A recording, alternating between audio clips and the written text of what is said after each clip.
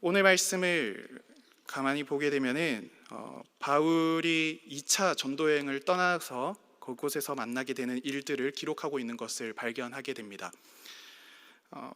바울은 1차 전도 여행을 먼저 떠났습니다. 바울이 떠난 1차 전도 여행은 자신을 보호하고 그리고 도와주었던 바나바와 함께 떠났습니다. 안디옥 교회 파송을 받은 바울과 바나바는 바나바의 고향을 중심으로 하여서 안디옥 교회 주변 지역을 전도하고 복음화하였습니다.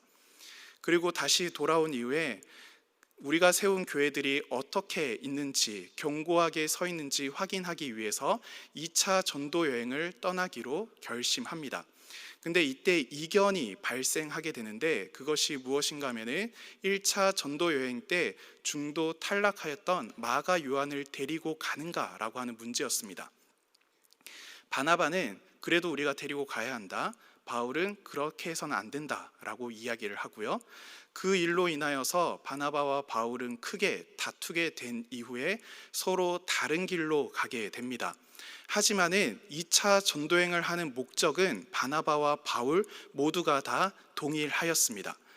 바나바는 자신의 고향인 구브로 섬으로 가였고, 그리고 바울은 반대편 돌아왔던 지역으로 해서 반대편으로 2차 선교 여행을 떠나게 됩니다.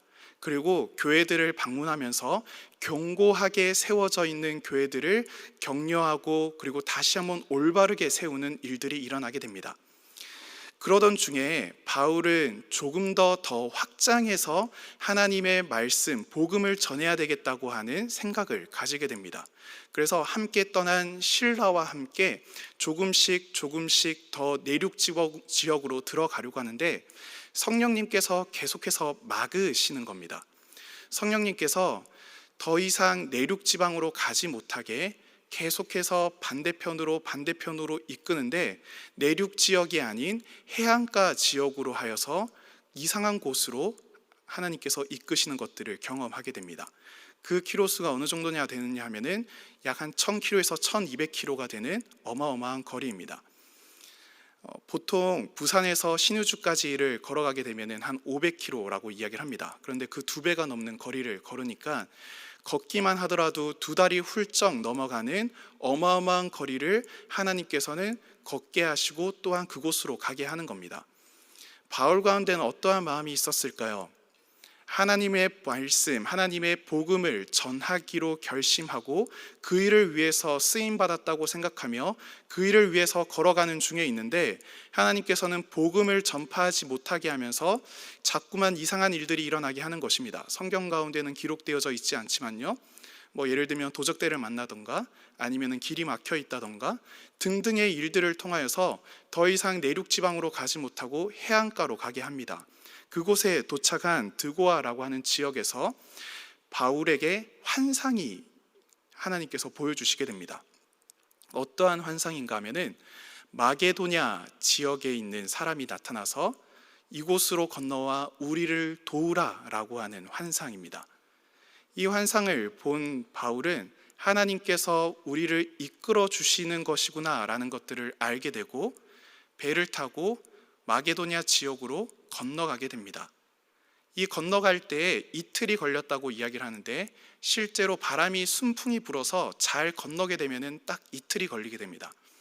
지금까지 오는 길은 하나님께서 막으시고 또한 하나님께서 길들을 엉키게 만들었지만은 이틀이 걸리는 이 백길을 가면서 하나님께서 이곳에서 특별한 일들을 펼치시지 않을까라고 하는 기대감을 아마 바울은 가졌을 겁니다. 그러면서 만나게 된 첫 번째 도시가 바로 빌립보 성입니다. 바울이 전도를 할 때 어떠한 선교 전략을 가지고 있는가 하면은 먼저 유대인 회당을 찾습니다. 그리고 유대인 회당에 가서 사람들이 모여 있을 때 하나님의 말씀을 읽고 설명을 하고, 그리고 사실은 이것이 예수님에 대한 이야기다라고 이야기를 하면서 예수님에 대한 전도를 합니다. 유대인 회당에는 유대인뿐만이 아니라 그 유대인들에게 관심이 있던 경건한 헬라인들까지 있었기 때문에 이 바울의 이야기를 듣고 마음이 변화된 유대인들 그리고 헬라인들에게 복음을 전파하여서 교회를 세우는 것이 바로 바울의 복음 전파 전략이었습니다. 그런데 빌립보에 도착을 하는데 유대인 회당을 찾으려고 해도 아무리 찾을 수가 없는 겁니다. 유대인 회당은 성인 남성의 일정 숫자가 되어야 하는데 그렇지 못하다 하니까 유대인들이 기도하는 기도초소가 있지는 않는가 해서 바울이 강가에 있는 여인들을 찾아가기 시작합니다. 요즘 말로 하면은 맘카페에 찾아가게 된 거죠. 왜 맘카페에 찾아갔을까요? 요즘 또 맘카페에 가야지 육아 정보라든지 지역 정보, 맛집 정보들이 다 있기 때문입니다. 빌립보 맘카페에 간 바울은 그곳에서 한 여인을 만나게 됩니다. 그리고 그 여인에게 복음을 전파하게 되는 것이죠. 같이 말씀 한번 볼까요? 사도행전 16장 14절에서 15절 말씀입니다. 제가 읽겠습니다. 두아디라시에 있는 자색옷감 장사로서 하나님을 섬기는 루디아라 하는 한 여자가 말을 듣고 있을 때 주께서 그 마음을 열어 바울의 말을 따르게 하신지라. 그와 그 집이 다 세례를 받고 우리에게 청하여 이르되 만일 나를 주 믿는 자로 알거든 내 집에 들어와 유하라 하고 강건하여 머물게 하니라. 하나님께서 루디아라고 하는 여자를 만나게 하셔서 이 여인으로 하여금 빌립보 복음을 전파하는 부흥 전략의 초소로 삼으시는 겁니다. 저는 이 말씀을 보면서 한 가지 일이 떠올랐습니다. 우리 용인제일교회가 성장하고 부흥하는 데 있어서 정말 큰 역할을 했던 것이 무엇인지 알고 계십니까? 바로 용인시 맘카페입니다. 용인시 맘카페에 좋은 소식들이 퍼져나가고 또한 글로리에서 놀자 등 여러 가지 행사들에 대한 좋은 소식들과 반응들이 나오게 되면서 많은 용인 시민들이 우리 교회를 향해서 좋은 인상을 가지게 되고 또한 부흥을 일으키는 데에 중요한 역할을 했습니다.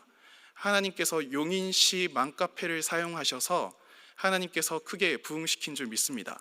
저는 우리 교회를 볼 때 바울의 전도 전략이 우리 교회가 사용하고 있는 전도 전략이었고 2000년 전에 맘카페를 통하여서 부흥의 초석 삼으신 우리 하나님께서 2000년 후에 또한 우리 용인시 그리고 용인제일교회를 부흥의 큰 길로 인도해 하실 줄 믿습니다.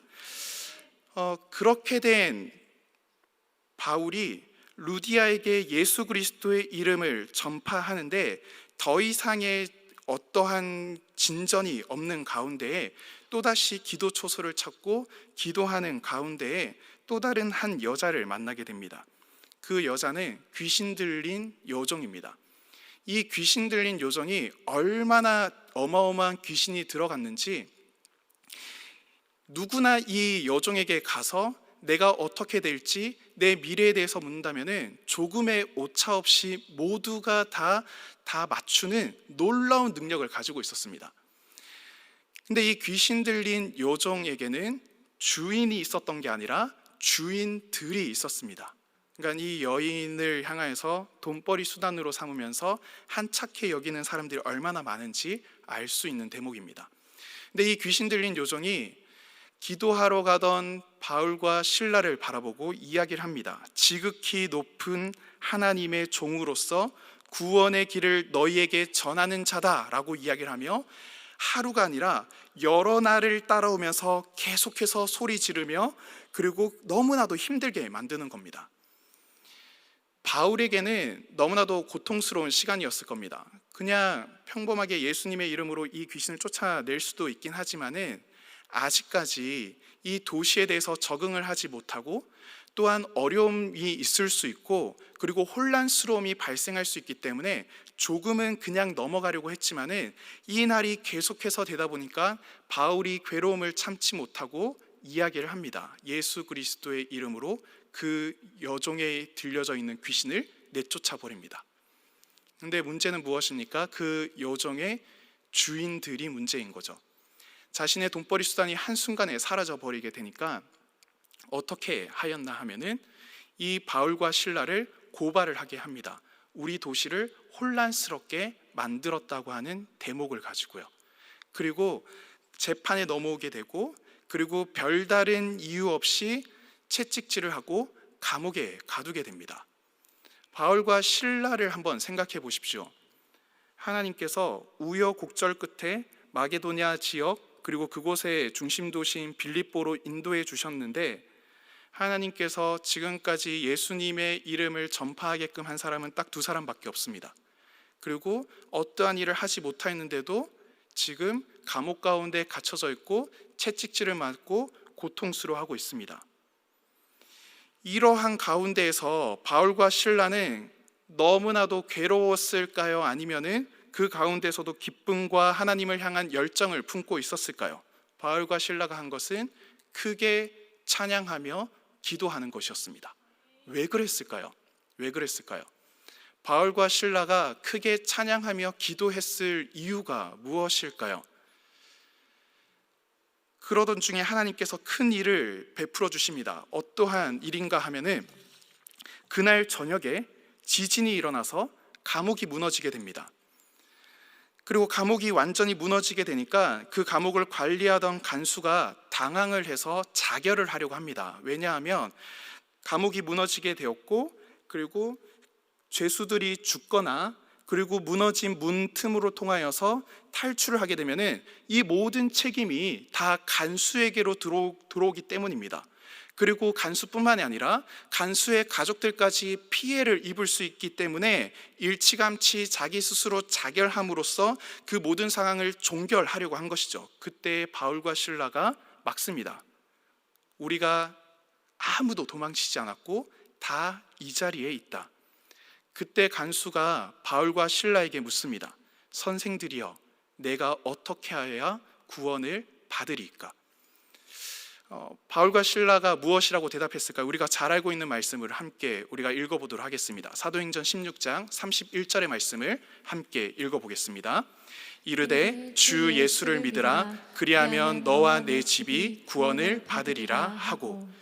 이 말씀을 한번 생각해 보시죠. 주 예수를 믿으라, 그리하면 너와 내 집이 구원을 받으리라 라고 하는 이 이야기가 너가 죽으면 천국 갈 수 있다라고 하는 이야기일까요? 만약 내세에 대한 천국에 대한 이야기일까요? 그렇다면 이렇게 볼 수 있겠죠. 지금 간수가 자결을 하려고 하고 있습니다. 근데 바울이 그러지 말라고 이야기하죠. 간수가 그럼 내가 어떻게 구원을 받을 수 있습니까? 나 어떻게 하면 천국 갈 수 있죠? 천국 가는 방법은 예수님 믿으면 돼. 너가 예수님 믿고 예수님께서 너를 정말 사랑하시고 너를 위해서 십자가에 달려 돌아가신 것을 믿으면 돼. 자, 너 그거 믿니? 그거 믿으면은 너와 내 집이 구원을 다 받을 수 있어. 너 천국 갈 수 있어. 자, 그러면은 믿었니? 믿지? 자, 그러면은 이제 자결하면 돼. 자, 자살을 하자. 내가 도와줄게. 그리고 내 옆에서 기도해 줄게. 그리고 우리 천국에서 보자. 지금 이 이야기일까요? 아닙니다. 아닙니다. 지금 간수는 지금 이 땅에서 살아가고 있지만은 지금 지옥이 펼쳐지고 있는 과정 가운데 있습니다. 당시에는 인권이라고 하는 것, 그리고 다른 형태로의 어떤 처벌이 있는 것이 아니라 말도 안 되는 일들이 일어났을 때는 즉각적으로 그 목숨으로 갚아야 하는 그러한 시대를 살아가고 있습니다. 지금 간수는 자신이 지옥을 맞이하고 있고 자신뿐만이 아니라 자신의 가족이 모두가 다 지금 죽을 위기에 처해져 있습니다. 이러한 가운데에서 묻고 있는 겁니다. 선생님, 제가 어떻게 하여야 지금 현재와 같은 위기와 고난과 지옥과 같은 현 상황에서 어떻게 건짐을 받을 수 있겠습니까? 라고 이야기합니다. 그때 바울이 뭐라고 이야기합니까? 주 예수를 믿으라, 그리하면 너와 내 집이 구원을 받으리라. 이 이야기가 무엇인가요? 지금 지옥과 같은 현실이지, 예수님 믿으면은 너 나중에 죽어서 천국 가고 너무나도 행복하게 살 수 있단다 라는 이야기입니까? 아닙니다. 주 예수를 믿으라, 그리하면 지금 너 앞에 놓여져 있는 지옥과 같고 고통스러운 이 현실에서 너가 구원을 받을 수 있다라고 하는 이야기를 하고 있는 겁니다.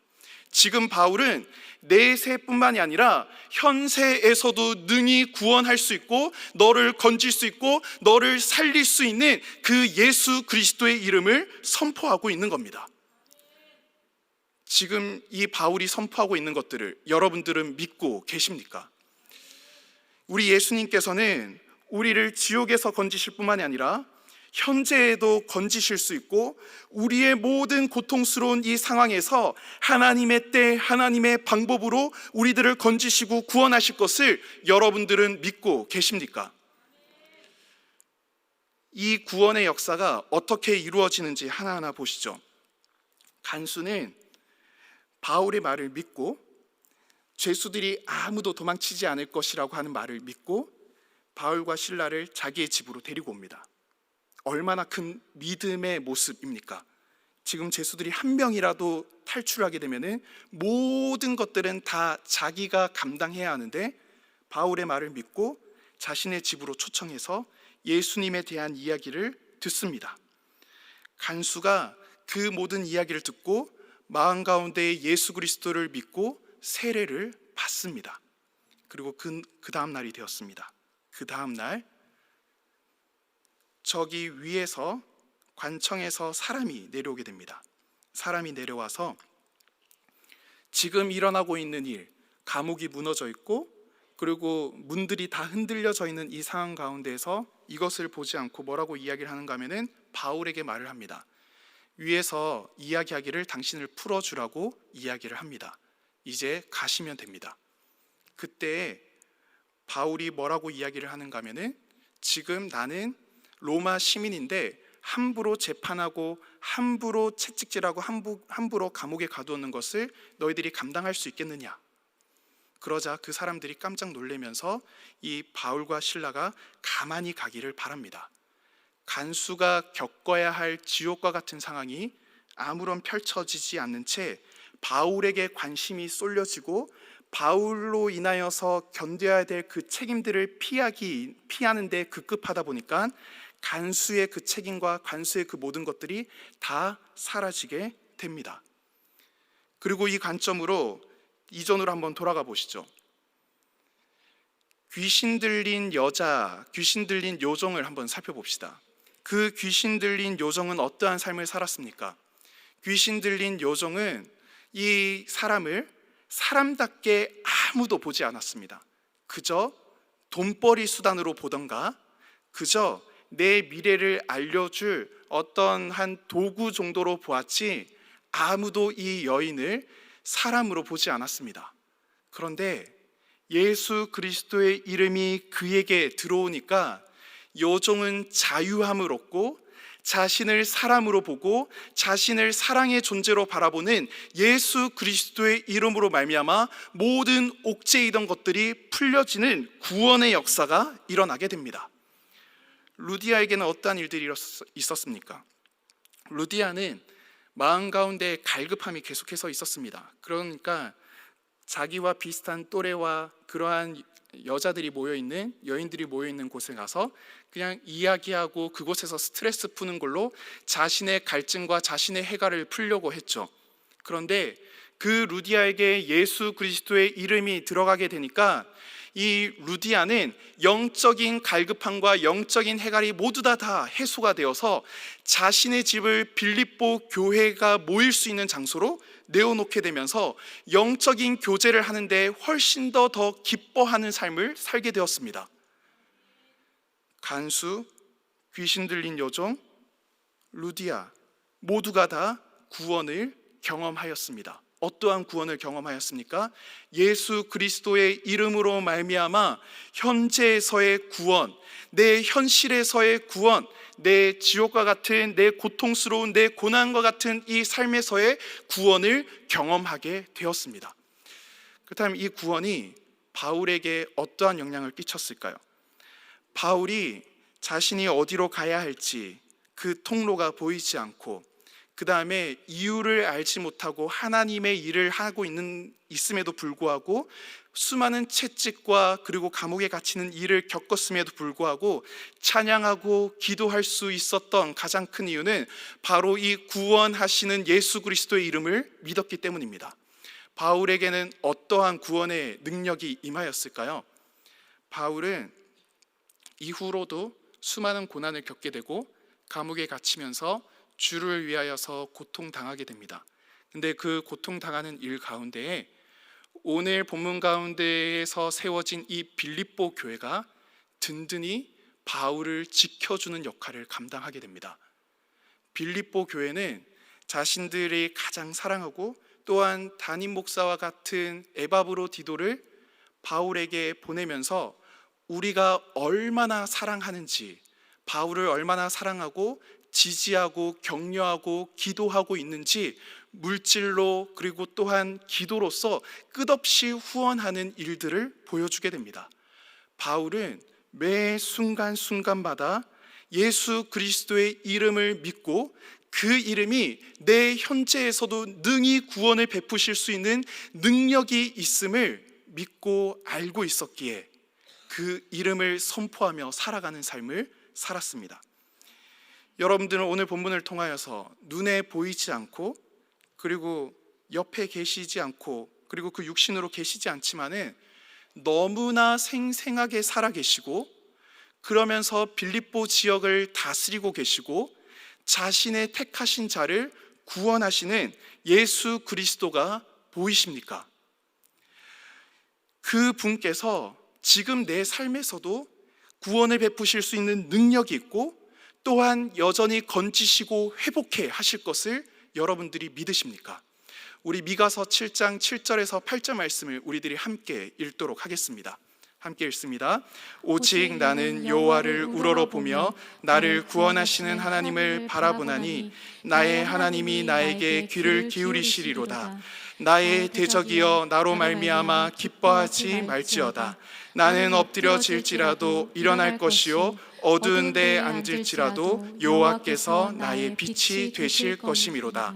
아멘. 미가 선지자는 고백하고 있습니다. 나는 여호와를 우러러보며 나를 구원하시는 하나님을 바라보나니 그분 때문에 내가 엎드려질지라도 일어날 것이요 내가 어두운 데 앉을지라도 여호와께서 나의 빛이 되어주신다고 고백을 하고 있습니다. 오늘 미가 선지자의 고백이 우리 모두의 고백이 되기를 간절한 마음으로 소망합니다. 여러분들의 삶과 여러분들의 형편이 지금 너무나도 고통스럽고 힘듦과 그리고 수많은 문제들 앞에 놓여져 있을지라도 수많은 갈증과 그리고 갈등과 해결해야 될 일들이 산적과 같이 쌓여져 있을지라도 우리가 여호와를 바라보며 나를 구원하신 하나님을 바라보아야 합니다. 왜 그렇습니까? 우리 하나님의 그 이름, 예수 그리스도의 그 이름은 내세뿐만이 아니라 현세에서도 충분히 구원하실 수 있고 나를 넉넉히 건지시며 나를 살리실 수 있는 유일한 힘이기 때문입니다. 우리가 이 이름을 믿고 바라보며 고백할 수 있어야 됩니다. 이 이름을 믿을 때에만이 우리가 하나님의 자녀답게 예수 그리스도의 제자답게 살아갈 수 있으며 수많은 사람들에게 이것이 예수 그리스도의 능력이고 우리가 믿는 하나님의 힘이다라는 것들을 보여줄 수 있게 됩니다. 사랑하는 용인제일교회 성도 여러분들, 우리가 살아가는 삶을 하루하루 살다 보면은 생각지도 못한 일들이 또 만나고 또 경험되게 됩니다. 한 일이 끝나게 되면은 또 다른 일들이 찾아오게 되고 또 다른 걱정거리와 고민거리들이 생겨나는 것이 우리들의 인생살이입니다. 그런데 그때 우리들은 어떠한 선택을 해야 할까요? 오늘 바울이 지금 현재 살아있어서 이 자리에 서 있다면 단 한마디만 외칠 겁니다. 주 예수를 믿으라. 그리하면 너와 내 집이 구원을 받으리라. 오늘 이 말씀이 우리 모든 성도들에게 이루어지는 아름다운 그리고 이번 일주일 그리고 앞으로의 삶이 되기를 주님의 이름으로 축복합니다.